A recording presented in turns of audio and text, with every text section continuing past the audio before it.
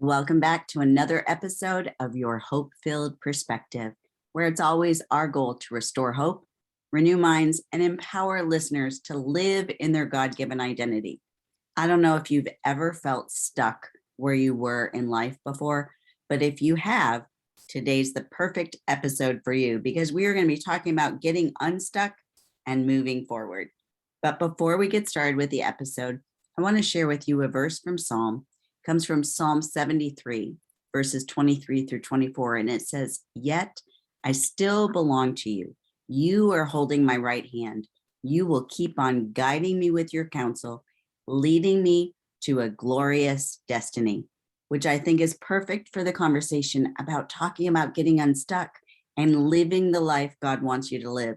Today's guest is friend Amy Joob, who's a motivational speaker and an award-winning author of her book, Model Behavior, Making Your Career Path Your Calling. And she has a new book coming out called Unstuck, Step into the New. That's why she's our guest on today's program. Amy and her family are passionate about advocacy, and she is host of Support Someone Saturday, a podcast that highlights charities, ministries, and nonprofits across Chicago and the United States. Amy and Eric live in the Chicago suburbs, have been married for over 20 years, and are parents to Ariana and Ashton. Hey, we have that in common. My son's middle name is Ashton. Nice. Amy's new 40-day prayer journal, Unstuck, Step into the New, releases September 2021, and she hopes her family story will inspire you to get unstuck and move into the new season God has for you. Welcome to the program, Amy. Thank you so much, Dr. Michelle. Such a blessing to be on here with you today. It's a joy to have you on here because I think that this is a topic that so many people can relate to. Mm-hmm. Now, I know that so often our passion comes out of our own hurts and trials and experiences. So will you share a little bit about some of the challenges that God has brought you through? Sure.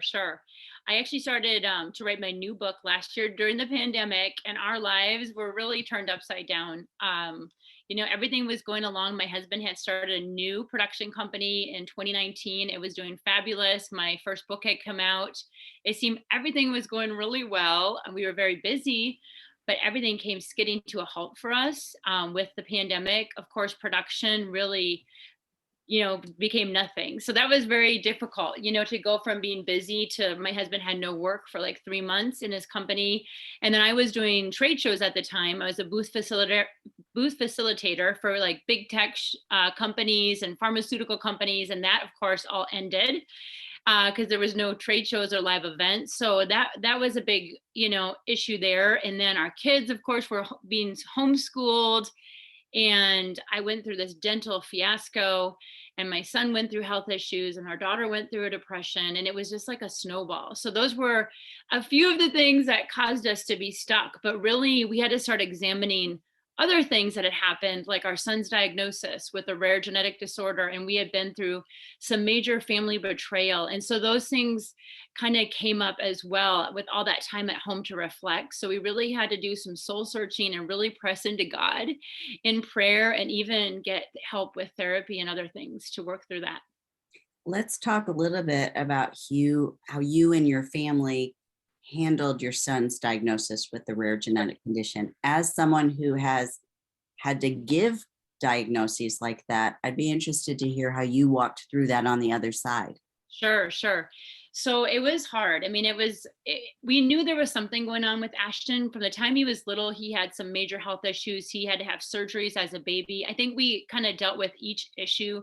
Like he had laryngomalacia, and he had a heart murmur and mild pulmonary artery stenosis. And he had just different things, and we kept dealing with each one. And then we realized he wasn't growing, and that was kind of a sign, a red flag to me.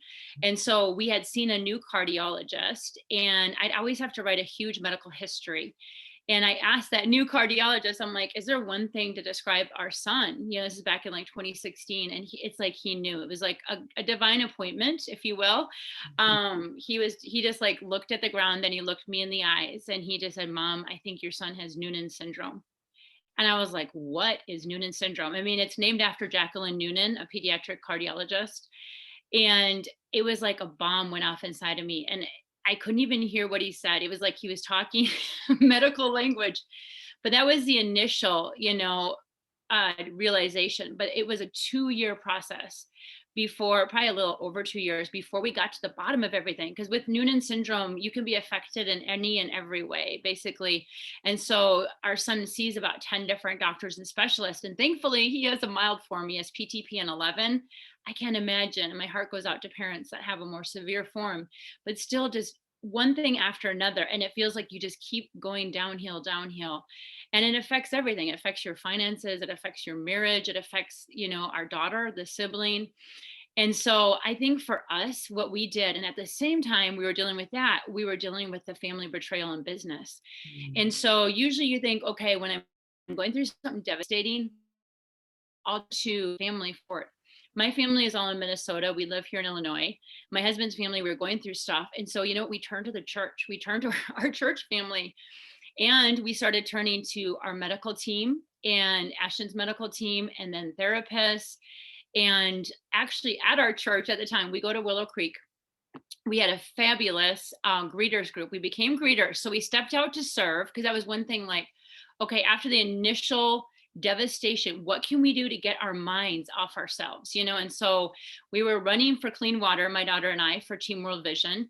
And we were in a small group. Actually, it was right the night we found out Ashton's official diagnosis. We went to small group and we processed it through with our small group. And they really rallied around us. To this day, we feel very connected to those people, even though we're not in small group, because we discussed something so deep with them. And so really, I think those support systems really helped us to get through, but it's definitely been a process. And I think there was the initial, realizing what's happening, having to be humble and accept help. At one point, we were so drowning in medical bills that our one friend said, can we please start a GoFundMe? And this, I think I wrote about this in my prayer journal.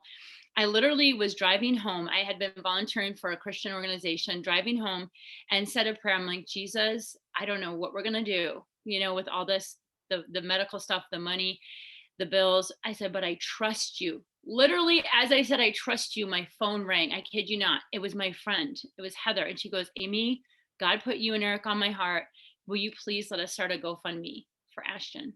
Wow. And that just saved us. It wasn't just the financial part of it. It was the community support. Like his school at the time, his one of his summer school, because he's on an IEP, his learning disabilities and things. One of his former principals at the summer school said, I want to do something special for Ashton. And she organized a jeans week, and all the teachers for a week wore jeans, and they all gave $5. I remember they raised like $650, $700, and she gave it to me and said, use this for Ashton, however best. She goes, if it's his medical bills, use it for that. If it's something else, use it for something else. And at the time, we wanted to go to the Magic Foundation. Magic Foundation helps kids with growth hormone disorders. There's like about 20 of them out there. So Noonan's is just one of them. And so we talked about it. I said, let's use this money so we can go to the Magic Foundation, their conference. And then we're with other kids and families going through the same thing. And it was so timely for us. So there was just ways God showed up and provided through that GoFundMe, just us saying yes, and being willing to receive. So there's definitely a lot of different facets of accepting. And I would just say, if there's any moms listening right now, or even dads, and you have been diagnosed, or your loved one or your child has been diagnosed, I would say, give yourself permission to grieve. Mhm. I had to grieve for a long time. And I tried not to do that always in front of my kids, because that would have been hard, every day crying. But a lot of times the Lord would wake me up in the night. And so I would get up in the night and I would go downstairs on the couch and I would just like curl up in a ball, and my dog would always come down and I would just cry from the deepest parts of inside of me. But I was grieving, for every area where my son was affected and every way it was changing our lives. And so I think give yourself permission to grieve and then have fun. My husband's like, let's find ways to have fun, because this is going to be an ongoing medical condition, and we need to gather and have fun and not even worry about, oh, we can't afford that, because we shouldn't spend any money. Everything's going to medical stuff, even with insurance. So yeah, those are some tips. You guys have gone through so many difficult things. How did you and your husband manage the pandemic and reinvent yourselves after both of your work industries shut down? You mentioned, you weren't able to go to the trade shows. And So how did you manage that? Yeah. So what we did, like from a financial perspective, my husband used to do construction. And so he decided, because he had just actually remodeled the basement that I'm sitting in now, right before the pandemic. It was perfect because we had an extra space as we were all trying to spread out in the house. And so he went back to that. He did construction. And then because our industries kind of shut down, we just had our hearts were breaking for our friends. They didn't have work. So with production, that being closed, he used a lot of those guys because they would build sets and build stages and do things, had them come on, and he started hiring them for construction projects. So he was doing that. And then eventually he started getting more production online, and he had a shift. It was like, okay, there's no live events, but there's online, there's virtual events. So now it's like learning a new thing. So it's like we had to be willing to change and adapt and have new people come alongside of us that are good with graphics and IT and know how to do like live streams and even get the equipment for that. So it was like a little step of faith. And we did have to get the SBA loan. So that was a part of the process for us as well. For me, we were in the CAM group together. We were in a Christian author mastermind group. It really helped to have other women around me that were doing the same thing. And I was newer to this, but just to have that kind of energy and that collaboration and just feel that support and that push, even from our coach, she was like, let's have something to show for this pandemic. So it really pushed me to focus on the prayer journal. And I said, okay, God, if everything's going away, I'm going to at least do something to show to show for this year. So that became, sometimes when you have a goal and you're working on something, it gives you hope, right? That Yeah. you're not just looking at all the problems and everything, that's happening. But it's been a year of change. And that's actually my word for 2021 is I'm almost 50. I'm going to be 50 at the end of the year. And it's like, okay, you often think I can't do this. I'm not good at this. And I keep hearing him say, change, change, Amy, and just believing that I can change. He'll help me. I can do all things through Christ who strengthens me. So yeah, being So willing. being willing to change and adapt is part of what we need if we want to get unstuck. Yes, I But agree. it's a willingness, wouldn't you say? Because Yes. we're not going to get unstuck as long as we're digging our heels in and wanting to continue to do things the same way that got us where we are so far. Yes, I agree. It's kind of like the paralytic, when he's at the pool. I don't know if you ever watched The Chosen, but I watched that with my husband, and it's a really amazing TV series about, Jesus. But there's an episode in there even about the paralytic, and he's on the mat and he can't get to the pool, and if you read it in the New Testament, and then Jesus said, do you want to be made well? And so I think that's often the question. We might think, well, I can't do this and I can't do that. And we think of all the reasons why we can't. And then Jesus is like, do you want to be made well? Do you want to get unstuck? Do you want to move forward? And so that you really realize a lot of it relies on you. Are you willing to take that step of faith and get up or move in that direction or take that next right step he's showing you? And really, to get unstuck, we've got to be willing to take the step in faith beyond our fear. That story of the paralytic is one of my favorite ones because really, I mean, Jesus already knew the answer. So Yeah. he never asked questions because he didn't know the answer. But Yeah. what he was really saying to that paralytic is, are you willing to do what it takes? And are you willing to surrender your current identity? Because once I heal you, you're not going to be the paralytic anymore. You're going to have to get a job. Things Yeah. are going to change. And Yeah. I think that's where we have to get to when we feel stuck in life. We have to get to the point where we're willing to say, I'm going to step out beyond my fear Yes. to see what else God has for me. Yes. So, what else helped you get unstuck in this past season and move into a new career and a new ministry? I would honestly say, like, I came to this place, like, because I was kind of struggling a little bit with depression with my dental issues. I was mentioning, like, I had this infected root canal, went through 2 months, extreme pain in my mouth.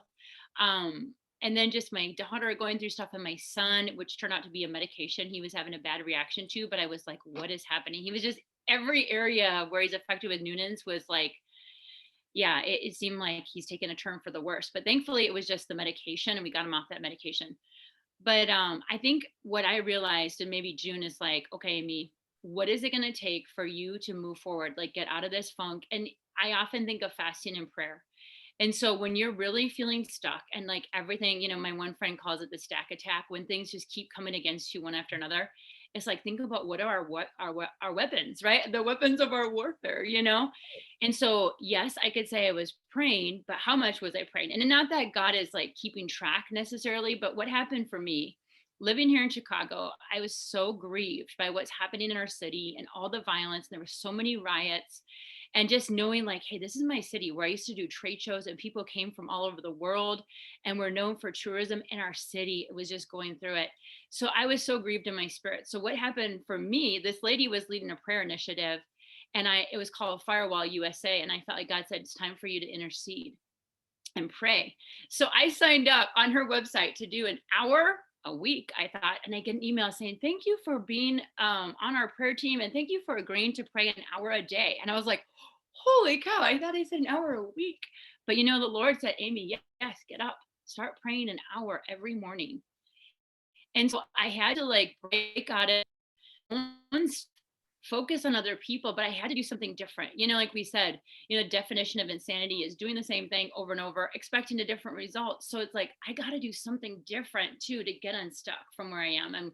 I'm struggling with discouragement. We're struggling in so many areas. So I'm going to focus on praying for the nation. I'm going to focus on praying for Chicago, which that in itself, I was like, where do I start? He's like, I'll show you. So praying for ministries, churches, people I knew in the city. And from that, he just started changing my whole perspective on everything and really giving me a heart for ministry. And then the podcast was birthed. Like, think of how you've been helped, Amy, and your family. Why don't you go and help other charities and ministries and highlight the good things that are happening? And so when everyone's talking negative about Chicago and the news is portraying us in the worst way ever, he's like, why don't you bring good news out of Chicago? Why don't you start sharing the good charities and ministries and churches that are actually helping people? So yeah, that was all birthed out of that time of prayer and fasting. And he just shifted my whole perspective. And then I realized that's really where my power is. So I'm trying to continue to be faithful to that, to get up. And sometimes he wakes me in the night. And sometimes I struggle with that, like, God, I need to sleep. But you know what? He's always been faithful. So he'll give me grace if he wakes me in the night to pray. But what good insight to consider prayer and fasting and to be praying for things that maybe are not necessarily your key focus, but Yes. they are the focus of where God wants our attentions right now. I think sometimes we get stuck because we keep trying to do things our way and in our timing and not letting God expand our territory. Yes. That's so And good. we're going to take a real short commercial break, but stick with us because when we come back, we're going to be talking with Amy more about getting unstuck and moving forward. We'll be right back. Welcome back to your Hope-Filled Perspective, where today we are talking with Amy Joob, who's the author of Unstuck, Step into the New. And today we are talking about getting unstuck and moving forward. Amy, what was one of the biggest lessons you learned through this transition to your new career path in ministry? I think, like, for me, just being at this age and stage and seeing everything that's happened, I think I'm learning to surrender.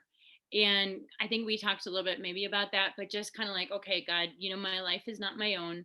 You know, let thy will be done, thy kingdom come. And I think just seeing everything in the world in the world happening and maybe where you live, or I mean, everyone is going through so much change. And it's like, anything that I thought I could put trust in at times, it seems like it's shifted. And so I'm like, you know what? The one thing I can trust is Jesus. I'm going to surrender to him. I think of that scripture, like the heavens and earth will pass away, but the word of the Lord will stand forever. And I think in the Bible, you know, Jesus is the word. I'm going to hang on to that and just say, God, whatever you want, you know, my life is yours. And so that for me, it's like, it's freeing. You know, sometimes it's like crazy, like, where are you going to lead me? I mean, honestly, for me personally, I feel like I'm walking in faith financially.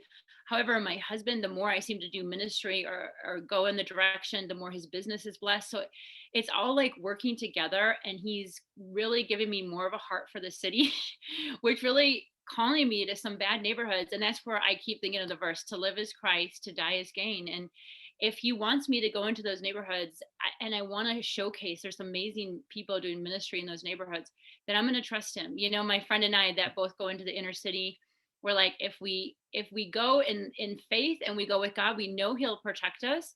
If for some reason he takes us, then it's our time. And so it's like not being afraid, to live as Christ, to die as gain, and go where he's calling you to go, and not let fear stop you. Because I think the enemy tries to use fear, to keep us Absolutely. back. And so, yeah, just surrendering to him. I think fear is one of the things that keeps us most stuck. And the Yeah. enemy knows that. But Mhm. God knows that too, or he wouldn't have told us so many times in scripture, don't be afraid, fear Yeah. not, for I'm with you. Yes. Well, Amy, let's talk for a little bit about how do we know when it's time to make a change or when we've allowed something like fear to hold us back? That's good. I think God will start to like prompt you. I think that you'll kind of start to know. For me, you could be living, and I don't know if this is fear, but even for me, like say in 2019, I was still doing trade shows. I was, traveling, I was making good money, but there was an uneasiness inside of me. Like I knew I was supposed to be doing more. I was starting to lose favor. I always think that when there's a loss of favor in your current place, that's kind of a sign from the Lord also. Like you've had great favor there before. Why is it shifting? And then I think what it is you're afraid to step out into the new. Like I knew for a while I wanted to speak and write full time and I wanted to do ministry, but I kind of have like the golden handcuffs on. Like that's what people say in our industry, where you're stuck doing this job because it pays really good and you've been there forever, but really it's not what you want to do. A lot of people are actors or models and they get stuck in something like a trade show or an auto show or and I think that I was sort of stuck, but I think I was afraid to take that step. So I think God will start to give you little signs. And I don't think it's always, and I wrote a chapter on this called Do It Afraid, that he marks out everything clearly for you, that you can see it all, that you can say, I see exactly how I'm going to walk forward. Usually I think he illuminates the next step. And sometimes, like, I kind of think of like being on a trapeze. If you ever went to the circus and you saw like where one person's on that swinging bar and they've got to let go and trust that that person's going to be there to catch them on the other side. And I feel like this year has been like that for me, where he's asking me to let go of some of the old things. And I can't say that the person or the thing is right there to grab onto yet, but that's where you take that step of faith and you do it afraid, and then he meets you there. So I do think he does want us to step out in faith. At least in my life, it's been that way, that it's not always clear cut, like, okay, here's the next thing perfectly figured out for you. And now you walk into it. It's like, I'm leading you this way, but I want you to trust me, even though you can only see a little bit, and take that leap. And I'll show you once you do. Absolutely. Now, what advice would you give our listeners if they feel like they're discouraged and stuck in their lives right now? Yeah, I mean, obviously, going, thinking of our son when he went through his, stuff and the diagnosis, or even the early months of the pandemic where you feel so discouraged. It's like I've been there where you're like, you feel like you're under this oppression or you're depressed and you can't even move forward. And something I learned from one of my mentors and prayer partners, she unexpectedly passed away in February, but she was an amazing woman of God, and she taught me, Amy, in the midst of some of your deepest pain, you feel like you can't even, people are like, go to the cross, bring it to Jesus. Sometimes you feel like you can't even get up, like emotionally, physically. So she said, Amy, invite Jesus to meet you in the pain. And that's what I did last year in those early months. Like, Jesus, please help me, And it's funny because I remember being in our author mastermind group, and it seemed like some people were just running forward, and I kept feeling like I was tripping and falling down. And then I just saw, like in a vision, Jesus come and take my hand and pick me back up. And so it's just like, Jesus, meet me here. I mean, there's seasons like that, and he will. I think he'll meet you right there. He said he'll never leave you or forsake you. And then once he picks you up, I think then you have to say, okay, I'm going to be intentional to do something different, whether it is fast or pray or invite a friend into your journey or a therapist or someone you can trust to talk to. I think a lot of times when we're struggling, maybe we feel like, oh my gosh, I don't know if anyone would understand this. I think of like in First Kings chapter 19, when Elijah had just defeated the prophets of Baal, and he had this amazing encounter, right? And the power of God fell on him. And then Jezebel was so upset with him and coming after him, and he feared for his life. And I really could relate to that. And you're in the desert, like maybe you've been at this place at one point in your career or life or ministry and done well.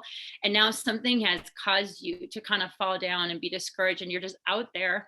And, Elijah, it said he walked in the desert for like 40 days and 40 nights. And that's kind of like my prayer journal. It's a 40-day thing. Like, be intentional, like commit 40 days to prayer, or do some type of fast for the next 40 days where you want to see God move, And then God called him to like Mount Sinai, the mountain of God. And even though he was in a cave, and sometimes we feel like that we're in that cave, we're still hidden, we're still in a place of darkness, like he'll meet you there. And it said that the fire came and the earthquake, and he didn't hear from God, and then the still small voice. So even when you intentionally take that time to pray and fast, it's like the storms and the fires and the earthquakes, they're going to fall aside. And because you're really tuning in and being intentional, then you're going to hear that still small voice, and he's going to speak to you right where you're at and show you how to get out of that stuck place and how to move forward.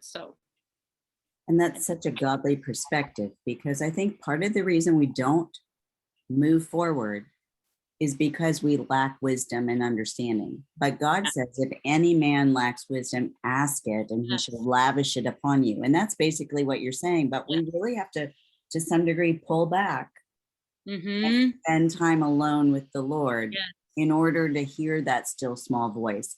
Not once in my life have I seen, a clanging cymbal that says, come this way. I have to get quiet in order to hear him. Yes.